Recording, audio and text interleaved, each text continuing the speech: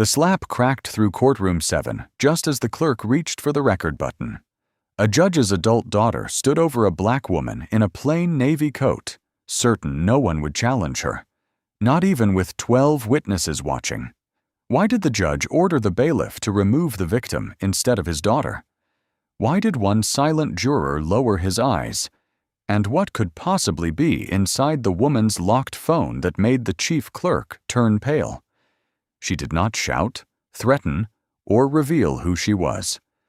She made one call, spoke 11 words, and waited. Before the hour ended, the judge's name vanished from the day's docket, but that was only the first consequence. The cursor blinked where Judge Preston Vale's name had been. For 3 seconds, no one moved.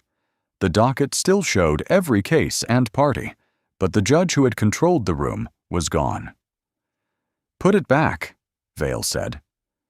Chief Clerk Eileen Marsh kept both hands flat on the desk. Rain ticked against the windows. The lights gave off a dry hum. "I can't. You manage this calendar. I don't override a protected hold." Vale descended from the bench. "Who placed it?" Eileen looked toward the black woman in the navy coat. Blair Mercer followed her gaze. "Her. She was removed for disrupting court." Nia Caldwell stood beside the rail. "Do not refresh that terminal again." Mark Delaney, head of security, shifted near the side door. "You don't give instructions here." "The preservation order does." A printer woke. One warm page slid out, smelling of toner. Eileen read the first line and pulled it close. Vale reached for it. "Give me that." She stepped back. A juror straightened. The court reporter stopped packing. Blair lowered the finger aimed at Nia. The cursor kept blinking. A secure phone rang. Eileen answered. "Clerk's office." She listened. "Yes, Chief Judge Shaw." Vale's mouth tightened. "All electronic records, access logs, security footage, draft orders, and courtroom audio," Eileen repeated. "No alterations. Understood." Blair moved toward her. "That concerns privileged court business." Nia stepped between them. "Then let her finish." "Who are you?" Blair demanded. "Someone who asked you to preserve the record before you tried to erase it." Mark's radio crackled. "Supervisor, do not access Locker 3. Vale heard the message. "What is in that locker?" No one answered. Nia knew what it held: her credential, phone, and leather notebook. She also knew the camera angle and the minute Mark had entered. She said none of it. "Read the order aloud," Vale told Eileen. "I was instructed not to distribute it. I am the presiding judge. Not on any active matter listed today." Rain struck harder. An elevator bell chimed beyond the courtroom, followed by the soft close of empty doors. Blair touched her father's sleeve. "Call Chambers. This is administrative." Vale checked his phone. His judicial account had been locked. "This is absurd," he said. "A calendar entry cannot suspend federal authority." Nia looked toward the red light above the door. It had begun recording again. "Not an entry," she said. The side doors opened. 2 officials entered with sealed envelopes. Behind them came Chief Judge Eleanor Shaw, rain shining on her coat. Vale stared. "Eleanor!" She did not greet him. Her gaze moved from Nia to the empty place on the docket. "Nothing in this room moves," Eleanor said. "Not a file, not a device, not a person." Blair struck the counsel table with her hip. A water glass trembled without spilling. Eleanor placed a folder beside the blinking terminal. "We will account for every minute." Nia lifted her hand from the brass rail, leaving a faint oval of warmth on the metal. 47 minutes earlier, before the locked room and the call, that same hand had been fastening a silver nursing pin to her daughter's white uniform. At 6:45 a.m., Nia steadied the silver pin while Tessa tried not to wrinkle her white uniform. You're holding it upside down, Tessa said. I'm checking whether you're awake. Rain silvered the kitchen window. Coffee cooled, and the radiator clicked under the sill. The clasp slipped from Nia's thumb and struck the table with a bright metallic note. Third time, Tessa said, catching it. Important things resist being rushed. Grandma also said you over-prepare. She was right twice. Nia fastened the pin and folded the ceremony invitation into her navy coat. Tessa glanced at the clock. You'll be there by 11? Front row. Not the aisle? Front row. You said that at my licensing interview. Nia stopped buttoning the coat. The kettle clicked off. Neither woman moved. I know, Nia said. I kept looking at the door. Nia crossed kitchen and straightened the pin. Today you won't have to. Her phone vibrated on the counter. The encrypted message showed only a case number and 4 words. Possible concealed judicial conflict. Tessa saw Nia's face change. Work? An observation. 2 hours. That is what work calls itself before it ruins lunch. I'll leave by 10. 10:15 means you miss the welcome. 10. And your phone stays on. Nia held out her little finger, the way she had when Tessa was 6. Tessa hooked hers around it. Front row, Tessa repeated. At 7:18, Nia sat beneath a dripping maple and opened the file. Judge Preston Vale had presided over cases involving clients represented by Blair Mercer. The database showed no connection. A charity photograph did. Vale stood beside Mercer, one hand on her shoulder. The caption had been cropped, but 2 words remained. Proud father. Nia enlarged the image. Her phone rang. A woman spoke. You need to watch courtroom 7 today. Who is this? They changed the hearing order last night. Which case? Bell Housing, 10 o'clock. A car cut through a puddle, throwing water against Nia's door. Why not file formally? Because formal complaints go through his clerk. The line died. When Nia called back, the number did not exist.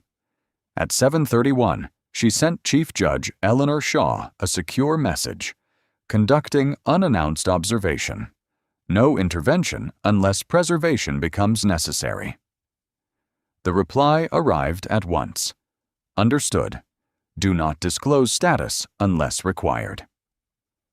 Nia placed her federal credential in the coat pocket opposite Tessa's invitation. She took a plain leather notebook, tore out the embossed agency page, and locked her work bag in the trunk. Cold air pushed beneath the courthouse awning. Wet stone smelled like dust. Visitors shook umbrellas over the brass grating while attorneys were waved toward a shorter line. Counsel? A security officer asked. Public gallery. His eyes paused on her inexpensive coat. Family of a defendant?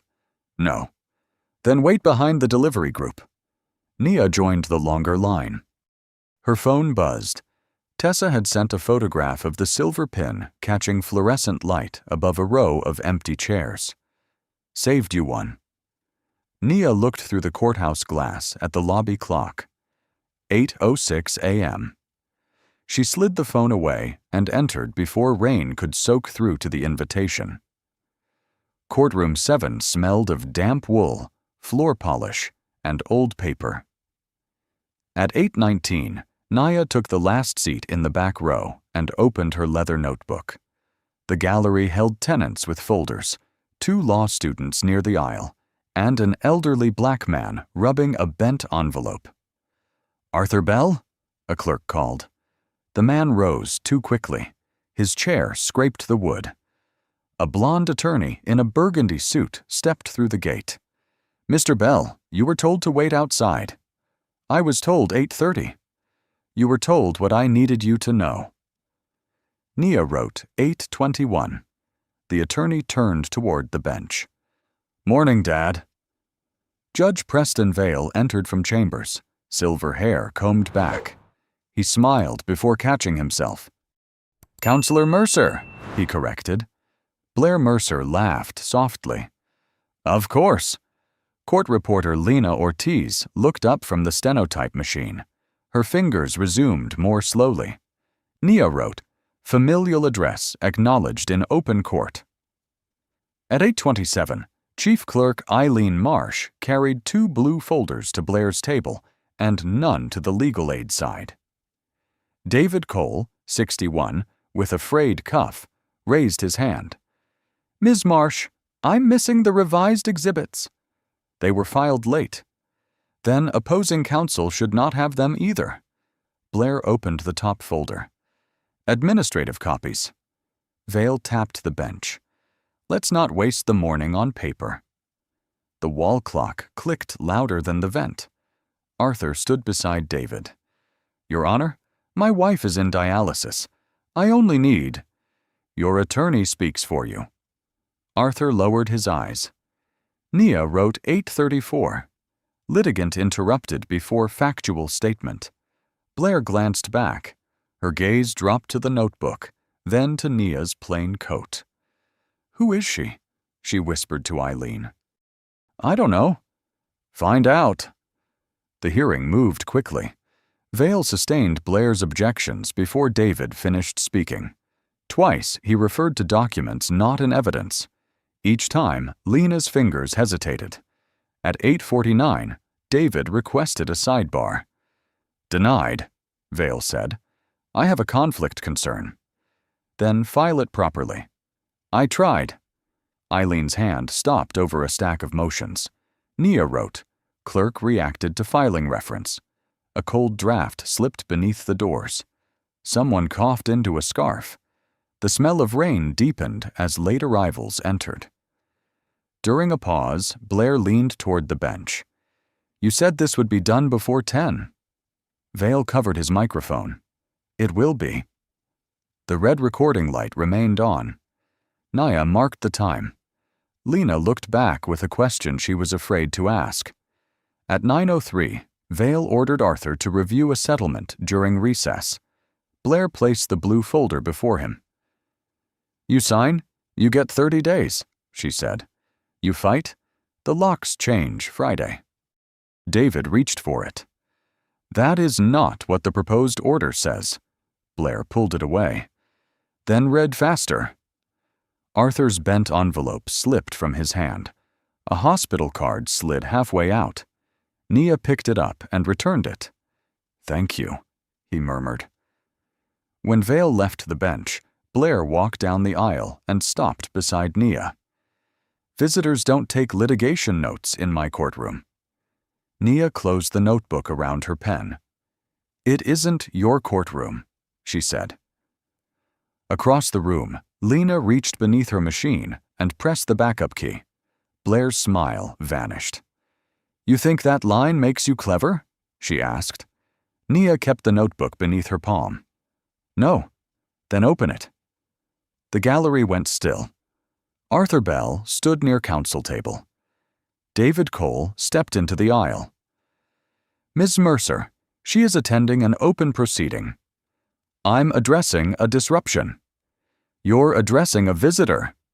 Judge Vale re-entered through the chamber door. "What is delaying us?" "My hearing is being monitored by someone coaching opposing counsel," Blair said. Nia checked the wall clock. 9:08. Vale looked toward the back row. "State your name and affiliation." "Nia Caldwell, public observer." "Employer?" "Not relevant to an open gallery." A law student lowered his phone. Eileen Marsh rearranged papers. "In this courtroom, I decide relevance," Vale said. "Then enter the question and my answer into the record." Lena Ortiz's fingers hovered above the stenotype keys. "Off the record." The red light above the clerk's station went dark. A soft click came from beneath Lena's desk. Blair extended her hand. "Give me the notebook." "No." "Security." Mark Delaney entered from the side door. He stopped beside Nia. "Ma'am, hand it over." "Under what order?" "Court security." That is not an order. Blair caught the elastic strap. Nia held the cover steady. The band stretched tight between them. "Let go," Blair said. "You first." Mark looked to the bench. "Remove it," Vale ordered. David raised his voice. "There is no finding and no basis to seize private notes. Counsel, sit down." Arthur touched David's sleeve. "Please, they'll make it worse." The law student placed his phone face down. Eileen pressed her lips together. No one else moved. Nia released the elastic before it snapped, but kept the notebook in both hands. "I will close it," she said. "I will not surrender it without a stated legal basis." Mark shifted closer. "Come into the corridor." "Am I being removed?" "I'm asking you to cooperate." "Then answer the question." His radio hissed. Beyond the doors, an elevator bell sounded. Blair folded her arms. She came here to create a scene. Nia looked at Arthur's agreement. The scene was already here. David almost smiled, but Vale pointed at him. "One more interruption and your client pays the costs of this delay." Arthur's fingers crushed the hospital envelope. Paper crackled in the silence. Nia turned toward him. "Do not sign what you have not read." Vale rose. "That is coaching. It is a complete sentence. Mark." The security chief put one hand near Nia's elbow. "Corridor. Now." She stood, buttoned her coat, and slid the notebook under her arm. Passing Lena's station, she saw the reporter's left hand beneath the desk. A green indicator blinked once. In the corridor, Blair followed and shut the door. The voices inside dulled. "You don't know whose career you're playing with," Blair said. Nia faced her. "That may be the first accurate thing you've said." Mark exhaled. "Identification?" Nia reached slowly into the inner pocket of her coat. Through the narrow glass pane, Eileen watched the dark credential wallet open and saw the federal seal before Blair's hand closed over it. Blair's fingers closed around the credential wallet before Mark could read the second line. "What is this?" she asked. Nia did not reach for it. "Return it." Blair flipped it shut. "You brought federal identification into a housing hearing?" "I brought identification into a courthouse." Mark held out his hand. "Let me verify it." "After the judge rules," Blair said, setting the wallet on the desk. "That is not your decision," Nia replied. The courtroom door opened. Eileen Marsh stood there. "Judge Vale wants everyone inside." At 9:17, Nia returned without her credential. Mark stayed near the aisle while Blair placed a revised agreement before Arthur Bell. 30 days, Blair said. "Sign now." David Cole scanned the first page. "This waives appeal, relocation aid, and every repair claim. It resolves the case. It strips him of claims not before this court." Vale leaned forward. "Your client has had months to negotiate." Arthur's hand shook above the signature line. "My wife's treatment is Thursday. If they change the locks—" "Then certainty should matter," Blair said. Nia saw the clause on page 4. She tore a strip from her notebook and wrote, "Rule 23 Tapu I. Court must determine fairness and voluntary consent." When David passed the rail, she left the folded note beside his hand. Blair saw it. "She's coaching him again." Vale struck the bench. "Ms. Caldwell, you will have no communication with counsel, parties, or witnesses." David opened the note. "Your Honor, she identified a controlling requirement. I did not ask what it says. You are asking Mr. Bell to surrender rights without inquiry. I am offering resolution. Then ask whether he understands it." Vale looked at Arthur. "Do you understand the agreement?"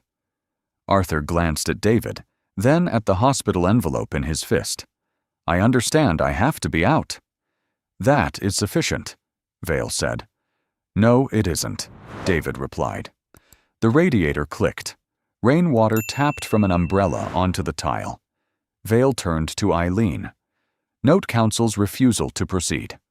My refusal is to participate in an invalid waiver. Then I will assess today's costs against your client. Arthur's pen lowered until its tip touched the paper. A small blue dot spread beneath it.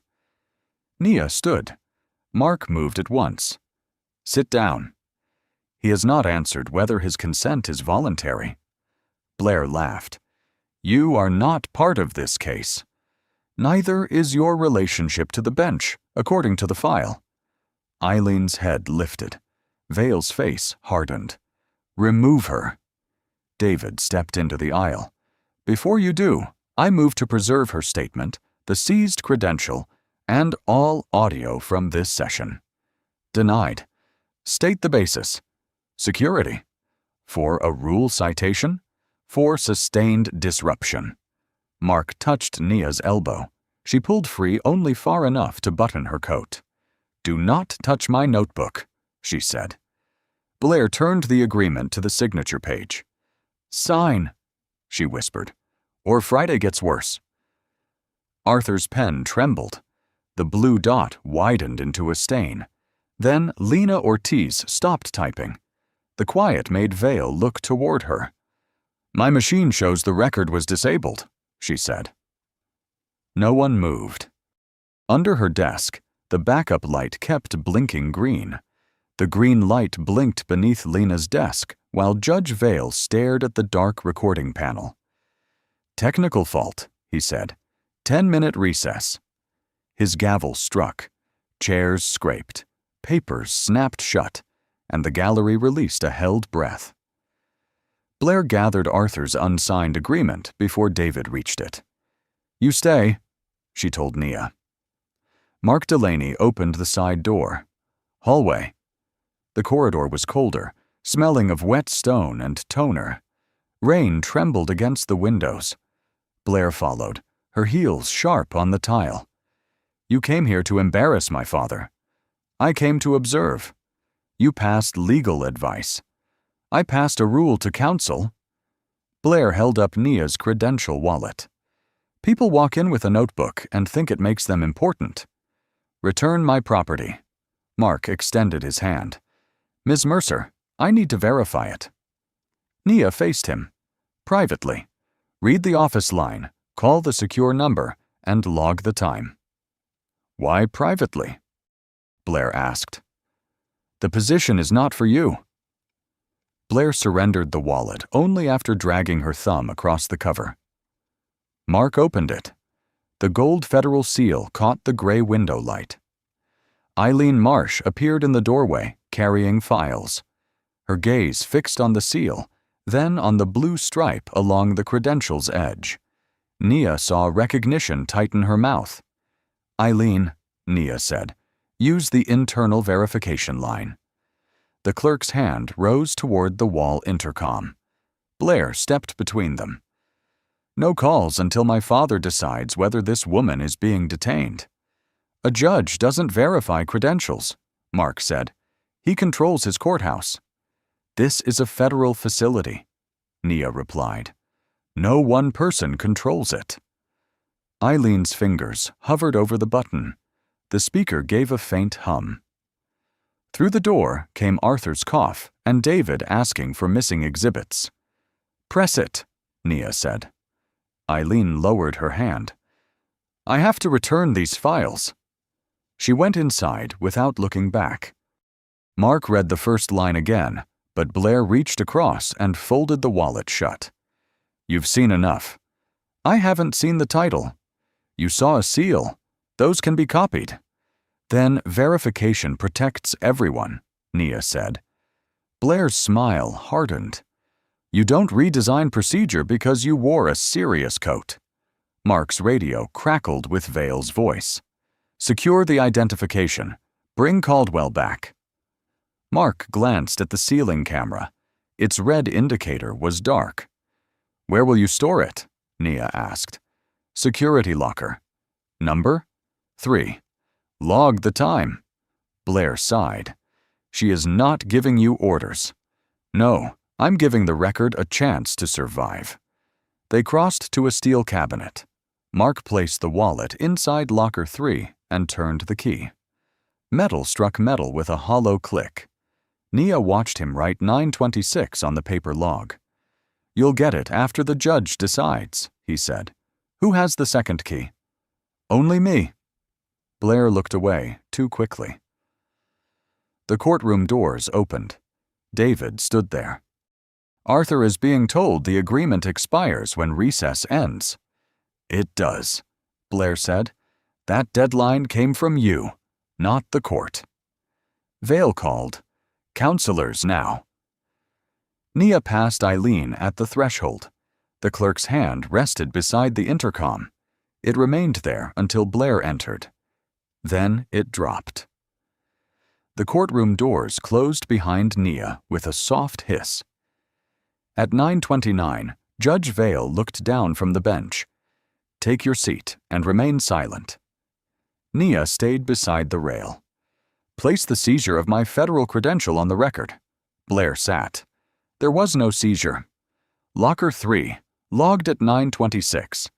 Vale turned to Lena. "Do not transcribe this exchange." Beneath Lena's desk, the backup indicator pulsed green. Nia continued, "Preserve the corridor cameras, locker log, and all audio from this morning." "You are testing the court's patience," Vale said. "No, I am identifying evidence." Blair rose and stopped inches from Nia. "You don't walk in here, coach my opponent, flash a badge, and threaten my family." "I threatened no one." "You called my father conflicted." "I recorded what I observed." "Then give me the notebook." "No." Blair caught the leather cover. Nia held it against her chest. "Let go." "Step back." Mark moved from the aisle. "Ms. Mercer." "Stay out of it." The elastic stretched between Blair's fingers and the spine. Arthur Bell rose halfway. David caught his arm. Vale's voice sharpened. "Ms. Caldwell, release the property. It is mine. You are obstructing this court. Your daughter is not this court." For 1 second, nothing moved. Rain slid down the windows. A fluorescent tube buzzed above the empty witness stand. Blair released the strap, drew back her open hand, and struck Nia across the face. The sound cracked through courtroom 7. Nia's head turned. Her palm stayed pressed to the notebook. Heat spread along her cheek, but she did not lift a hand. Lena froze. The law student gripped his phone until his knuckles whitened. Arthur's mouth opened, but no sound came. Blair whispered, "Now you'll stop." Nia faced her again. "Put that in the record." Vale stood. "This disruption ends now." David stared at him. "Your Honor, we all saw." "I saw provocation. You saw your daughter strike a visitor. I saw repeated defiance." Nia looked toward the bench. "Ask the witnesses." Vale did not.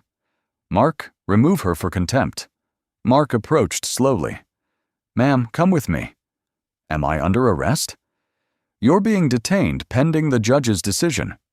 "State the basis." Vale struck the bench. "Interference, unauthorized coaching, refusal to surrender materials, and disorderly conduct." Blair returned to counsel table. Nia opened her coat to reach Tessa's invitation.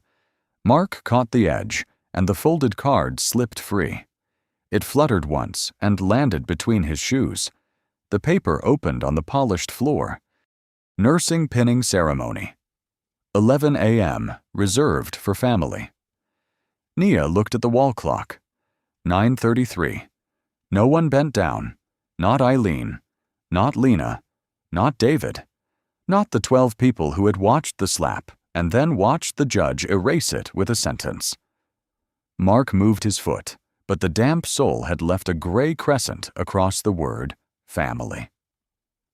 Nia crouched, picked up the invitation, and folded it along the old crease. "Move," Vale ordered. She slid the card back into her coat. As Mark led her toward the side door, Lena's hidden recorder kept blinking beneath the desk, preserving every second the official record had been ordered to forget. The side door shut behind Nia, muting the courtroom to a murmur. Mark led her down a corridor painted the color of wet cement. Cold air slipped through her coat. At the end, he unlocked a holding room with a metal bench, a wall camera, and a vent ticking like a loose screw. "Sit here." "Am I free to leave?" "Not until Judge Vale decides." Then logged the time. Mark checked his watch. 9:36. On paper. He wrote it on the clipboard outside. Nia stepped in. "My phone." "Secured." "My credential." "Locker 3. "My notebook stays." "If you don't use it." The lock turned with a click. The bench radiated cold. Fluorescent light trembled across the floor. Through the vent came scraping chairs and Arthur Bell's voice before someone cut him off. At 9:51, Mark returned with a paper cup. "I need one call," Nia said. "The judge said no outside communication. He is now part of the incident. There is no report. There is a seized federal credential, an interrupted recording, and 12 witnesses. That doesn't make a complaint. It makes several." He set down the cup. Water shivered at the rim. Mark glanced at the invitation. "What time is the ceremony?" 11. "You may still make it." The courthouse bell sounded twice. 10 o'clock. Nia opened the card. A gray shoe mark crossed reserved for family. She pressed each crease flat. "I can ask again about the call," Mark said. "Ask in writing." His radio crackled. "Delaney, return immediately. Settlement proceeding." He left. Through the vent, Vale's voice came thinly. "Mr. Bell, do you understand the agreement?" Arthur answered too softly to hear. Then Blair said, "He understands." Nia folded the invitation smaller, then noticed blue ink on the back. Front row. No excuses. Her shoulders lowered. At 10:17, the phone rang once and stopped. Nia lifted the receiver. No dial tone. At 10:26, a cart rattled past. Someone whispered, "They stopped the transcript." Another voice answered, "Lena has a backup." The footsteps faded. Nia sat for the first time. Cold climbed through the metal into her legs. She rubbed the shoe print with her sleeve. It spread into the paper grain. At 10:44, Mark returned carrying the matching envelope. "The ceremony has started," he said. "Give me my phone." "I can't." "Give me the reason." "Judge Vale says contact could interfere with court operations." Nia glanced at the camera. Its red light was dark. "Turn that on." "I don't control it." "You control whether you report it." His fingers struggled with his coat button. A deeper bell rolled through the courthouse. Once, twice, then 10 more slow strikes. Noon. Nia laid the invitation across her knees and smoothed it again. Tessa would be standing beneath white auditorium lights, hearing other families clap from rows Nia had promised to join. The empty chair beside the aisle would remain empty long enough for someone to ask whether it had been saved. Mark placed the envelope beside her. "I'm sorry." Nia did not answer. For the first time, her chin dipped. Only an inch. Her hand stayed over the word family until the cold made her fingers stiff. Then a green pulse appeared beneath the door, followed by the chime of a security panel unlocking. The green pulse under the door brightened, then steadied. A key turned. The door opened on a young deputy marshal with rain darkening his shoulders. He was 29, narrow-faced, and breathing hard. "Ms. Caldwell?" "Yes." "I'm Owen Pierce. You're no longer being held here." "By whose authority?" "Mine." Mark appeared behind him. "You can't countermand Judge Vale." Owen raised a tablet. Then explain why the corridor feed shows Ms. Mercer taking her credential while your report says she surrendered it. Mark's mouth opened. Nothing came. The cold from the bench still clung to Nia's legs. Nia folded Tessa's invitation into her coat. "Where is my phone?" "Locker 3, Owen said. "Your notebook?" "With me." "Keep it." In courtroom 7, Lena Ortiz sat alone at her stenotype station, headphones over one ear. The official recording ended at 9:29. Her backup did not. She replayed the file.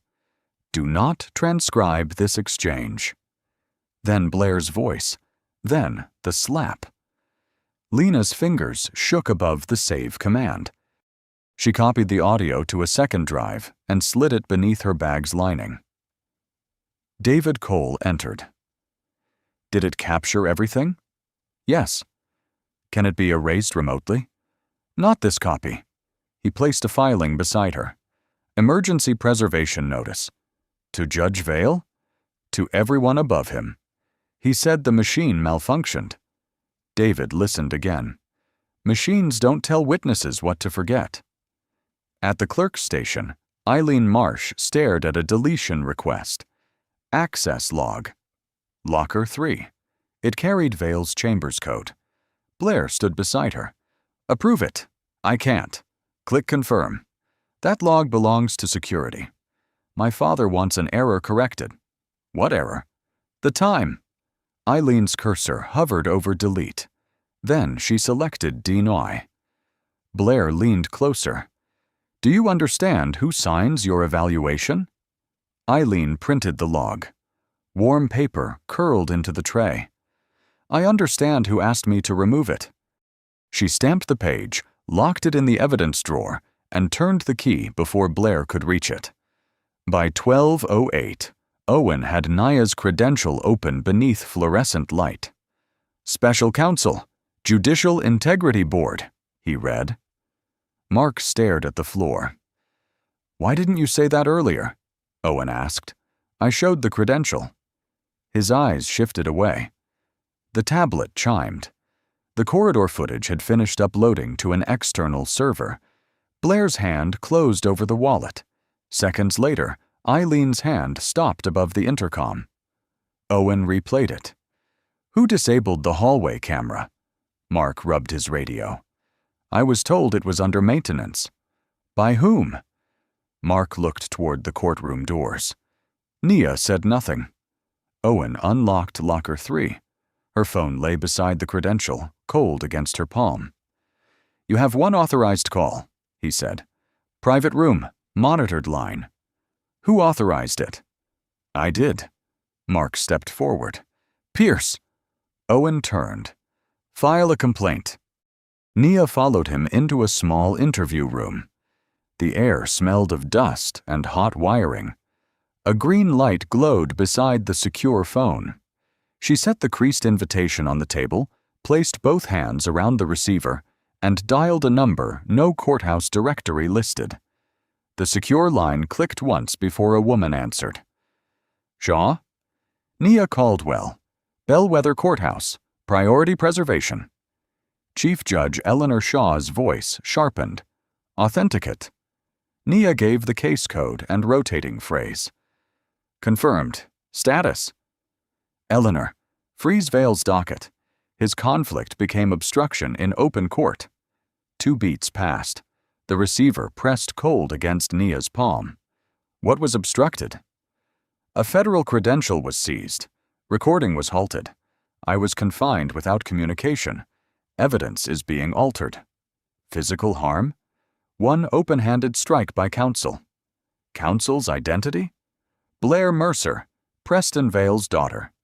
"Do not leave," Eleanor said. "I'm issuing an administrative hold." Nia glanced at Tessa's invitation. The shoe mark crossed reserved for family. "My phone was withheld past noon." "I know what that cost." "No, you don't." Eleanor paused. "You're right." Outside, Owen's tablet chimed. He showed Mark the alert. "All Vale matters reassigned pending review." "That can't happen from one call." Mark said. The judge field was blank. Blue light washed across Mark's face as the courthouse vent pushed cold air through the interview room. Preserve Locker 3, the paper log, hallway footage, backup audio, chambers messages, and every draft order in Bell Housing, Nia said. Already included. Who can be trusted? Owen Pierce, Lena Ortiz, David Cole, Eileen Marsh resisted deletion. And Delaney? Nia watched Mark tug at his collar. Compromised, not fully assessed. Stay on the line. At 12:16, the courtroom printer started by itself. Eileen read the first page twice. Administrative preservation order. Vale descended from the bench. Who authorized it? Chief Judge Shaw. Blair crossed the well. Give me that. No. Vale reached the desk. Restore my calendar. I cannot override a protected hold. This is my docket. Not while the order is active. Arthur still held the unsigned settlement. The digital screen refreshed. Preston Vale disappeared. Somewhere near the rear benches, a chair creaked and stopped. A murmur passed through the gallery. Blair pointed toward the corridor. This is that woman's doing. Vale's judicial phone lit, then locked. Owen escorted Nia into courtroom 7. Her coat was damp at the hem. She carried her credential and the folded invitation. Mark stepped forward. Owen said, "Don't." Vale stared at the wallet. "What office are you with?" Nia addressed Eileen. "Do not refresh the terminal. Do not move the order. Seal the access log." Blair laughed once, but the sound broke. "You think a badge lets you command a federal court?" Nia opened the wallet just enough for Owen to read. Special Counsel, Judicial Integrity Board. David removed his glasses. Lena's lips parted. Arthur set down his pen, leaving the agreement unsigned. You misrepresented yourself. I attended a public hearing without announcing protected oversight. You interfered. I documented. The secure phone on Eileen's desk rang. She answered, listened, then looked toward the doors. Chief Judge Shaw is coming up.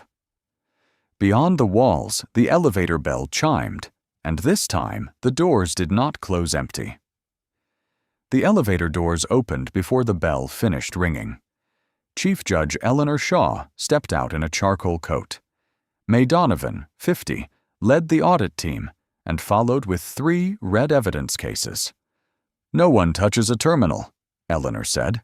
Vale moved toward her. You froze my docket without hearing me. I heard the preserved audio.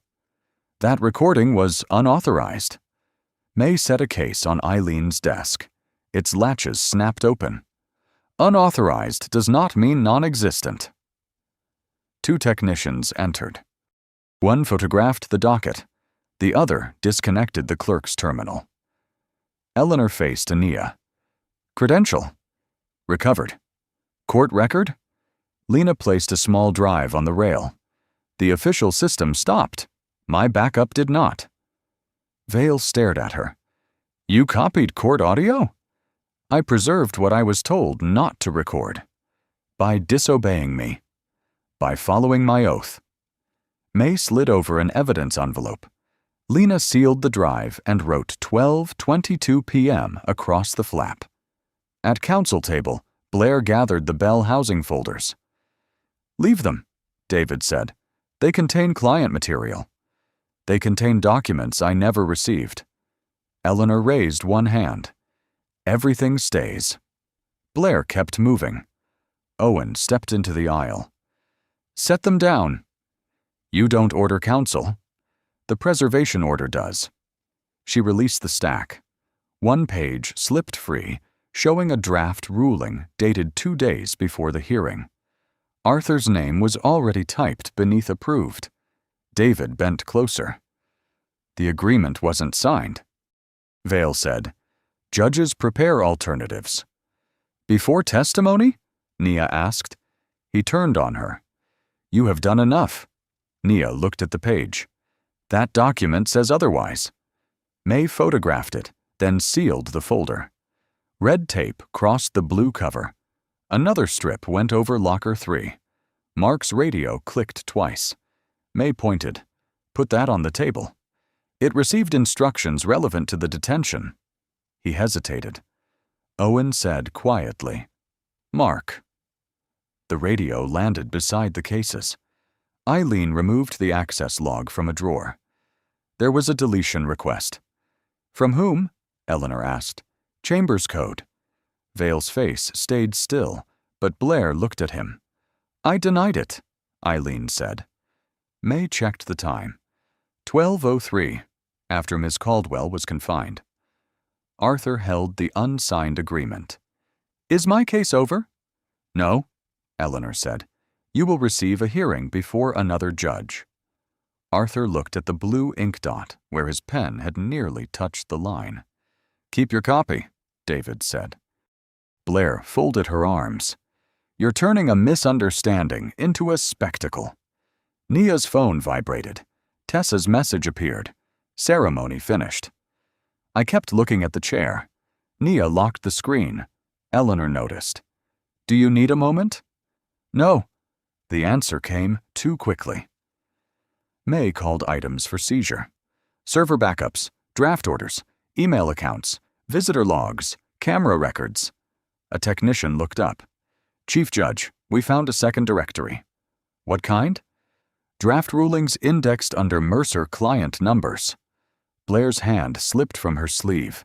May closed the red case. "Then we are no longer preserving one morning." Behind the sealed chamber's door, the printer started feeding out pages no one had asked it to print. The hearing room had no windows. Cold air hissed from a ceiling vent. At 8:40, Preston Vale sat at one end of an oak table beneath a recorder with a fixed red light. Blair sat beside him in the same burgundy suit. "This was a failure of courtroom order," Vale said. "Ms. Caldwell interfered with a pending matter." May Donovan opened a file. "Did you order the recording stopped?" "I ordered a pause." "Those are not the same words." Across the table, Nia placed Tessa's creased invitation beside her notebook. Blair leaned forward.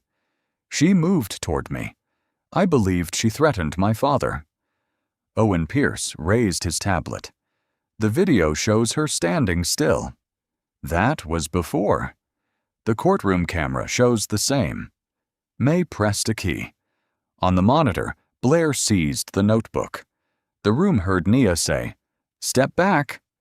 Then came the sharp crack, followed by 12 seconds in which no one spoke. Eileen Marsh removed her glasses and rubbed the lenses with a tissue, though they were already clear. "Ms. Marsh," May said, "when did you recognize federal authority?" "In the corridor." "What did you see?" "The seal, the blue stripe." "And what did you do?" Eileen kept polishing. "Nothing." Vale turned toward her. "You could not know it was genuine." "I knew the format." "Then why didn't you speak?" Her hand stopped. "Because you were watching me." David Cole unfolded Nia's note and read the rule number aloud. She did not coach my client. She identified a safeguard the court should have applied. Vale's attorney objected. May did not look up. This is not his courtroom. Lena Ortiz took the chair next. May played the backup. Vale's voice filled the room. "Do not transcribe this exchange." Then Blair's demand. Nia's refusal. The slap. Finally, "I saw provocation." Lena's fingers tightened on her skirt. "The system did not fail. It was disabled from the bench." "You kept an unauthorized copy," Vale said. "I preserved the record." "You disobeyed me." "I preserved the record," she repeated. Owen supplied the locker log, hallway video, and upload receipt. Mark Delaney's statement followed. Vale had told him to keep the incident clean and classify Nia as disruptive. Vale read it twice. He misunderstood. May slid another page forward. The same phrase appears in your chambers message. Blair stared at her father. You said there were no messages. Vale's chair creaked. I was protecting proceedings from chaos created by her. He pointed toward Nia. She concealed her identity. She provoked my daughter. Whatever Blair did came after that deception. Blair moved her chair away. May turned to Nia. Do you wish to respond? Nia opened her notebook. At 9:17, my credential was taken. At 9:26, it was locked away. At 9:29, recording was stopped.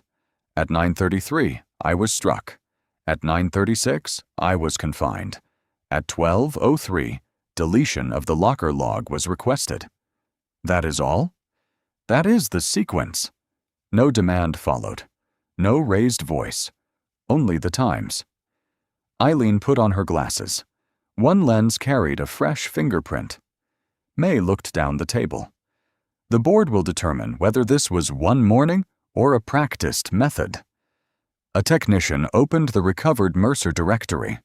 The first file was 7 years old.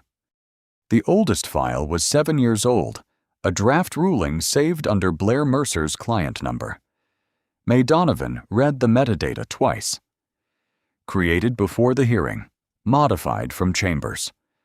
Vale's attorney leaned across the table. A draft is not proof of misconduct. No, May said. One draft is not. The technician opened the next file, then another. 43 cases filled the screen.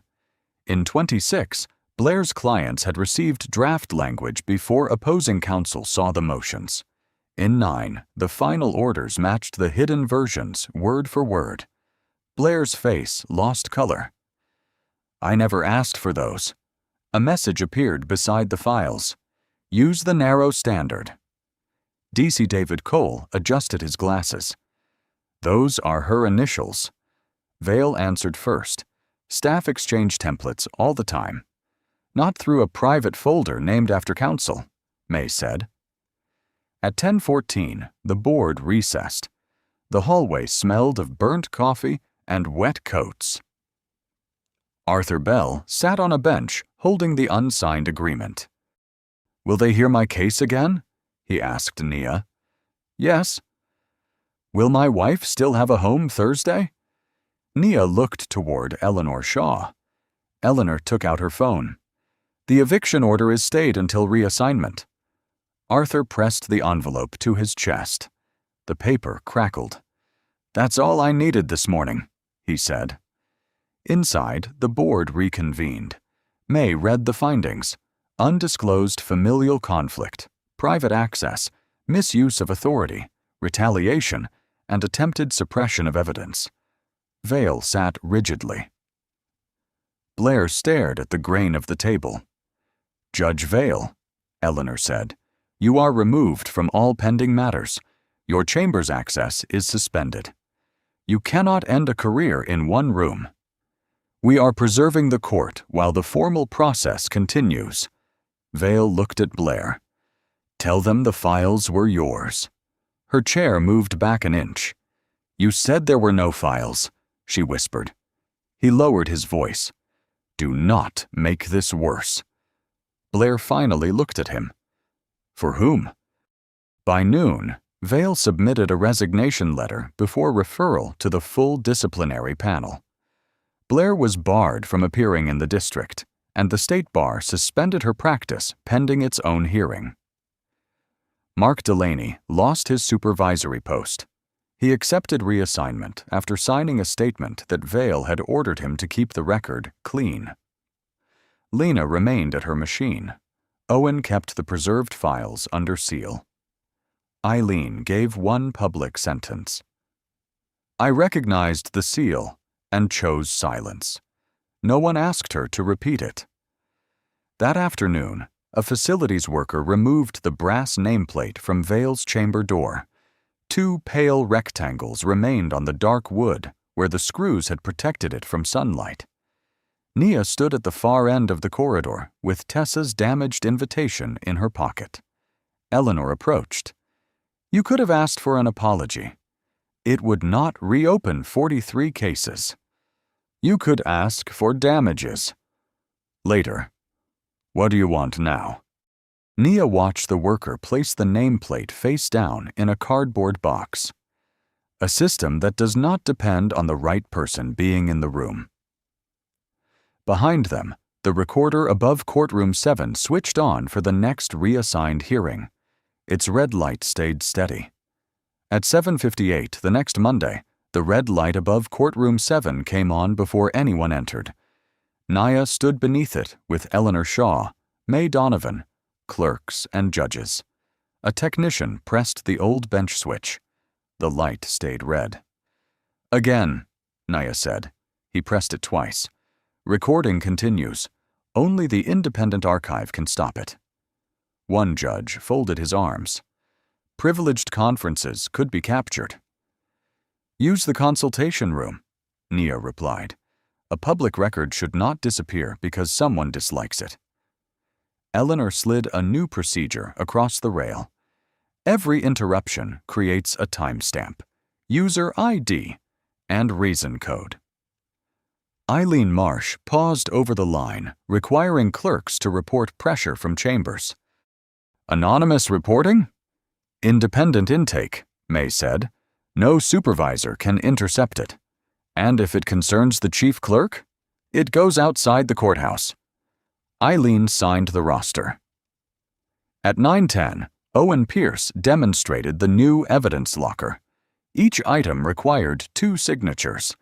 A sample credential went inside, and the screen displayed his name, the time, and the legal basis. Mark Delaney watched from the back row without his supervisor bars. What if security has to act fast? Act fast, Owen said. Document faster. Nia touched the locker door. No document is seized because someone appears inconvenient. State the reason. Preserve access. Return it when authority ends. Mark looked at her navy coat. I should have verified yours. Yes. I knew Blair was overreaching. I thought keeping the judge calm protected the building. It protected the person causing the risk. The room stayed quiet. Mark signed the acknowledgement form.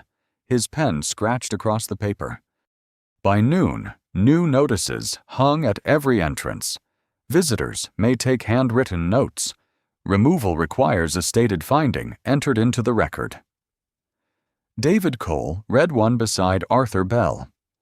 Would have saved us a morning, Arthur said. Maybe more than a morning. Their rehearing began at 12:30 before another judge. Blair's draft agreement was excluded. Repair records were admitted. Arthur was asked, slowly and directly, whether he understood each term. No, he said when he did not. No one punished him for it. Downstairs, Nia faced clerks, marshals, and judges seated in separate rows. You are not being taught to challenge every instruction, she said.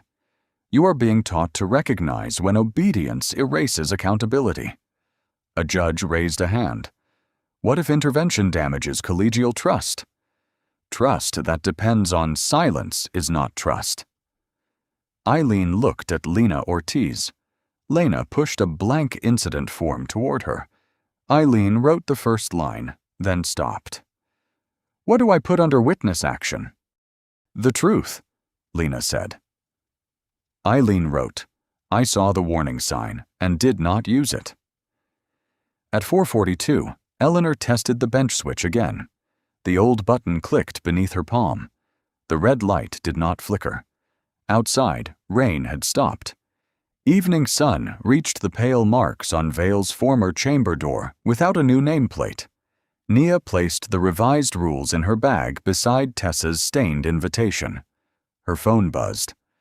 First clinic shift tomorrow. Come if you can. Nia looked once at the steady red light and typed back 2 words. Front row.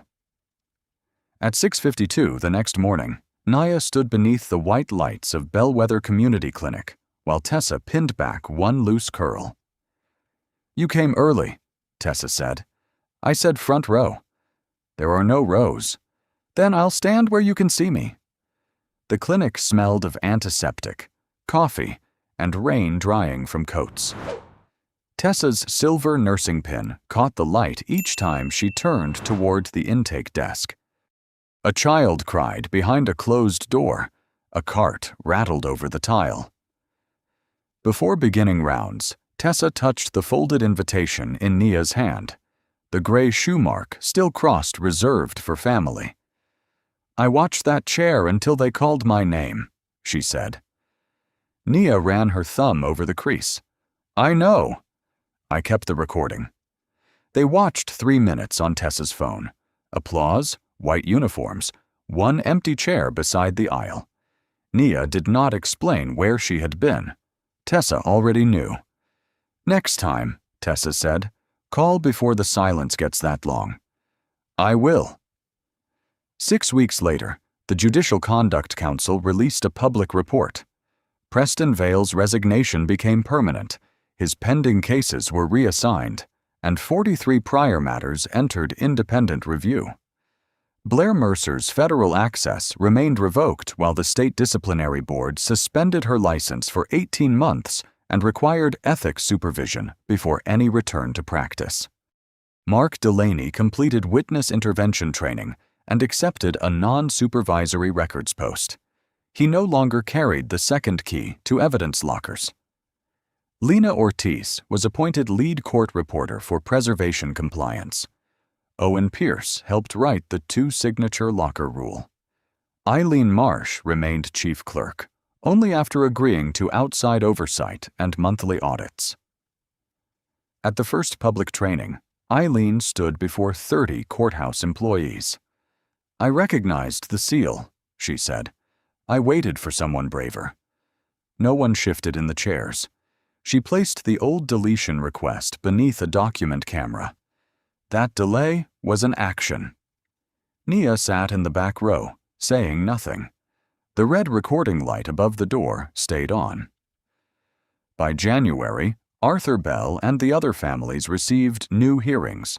Repair records once excluded were admitted, emergency stays remained in place, and no settlement could be approved without each tenant answering in his or her own words.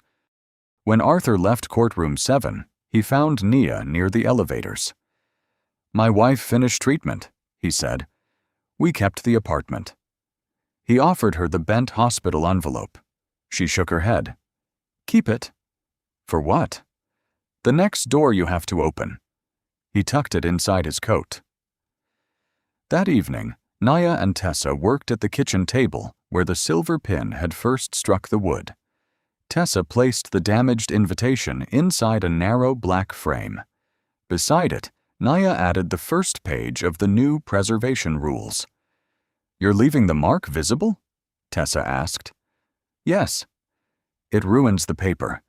It belongs to the day." Tessa adjusted the frame until both the shoe print and the words "reserved for family" could be read beneath the glass. Outside, rain softened against the window. The radiator clicked once and went quiet. Nia turned the frame toward the room instead of the wall. The mark remained, but so did the seat. Have you ever watched someone in authority silence a person who was telling the truth? Or realized afterward that you should have spoken sooner? Share what happened in the comments, including the moment that stayed with you. Send this story to someone who believes dignity should never depend on status, family connections, or the courage of a single witness. Quiet accountability often begins when one person preserves a record, asks one precise question, or refuses to look away. Subscribe for more stories about justice, quiet resilience, and the system changes that follow when ordinary people choose evidence over fear. Your voice can help these stories reach viewers who need a reminder that calm resistance is not weakness, and that even a damaged page can become part of a stronger record.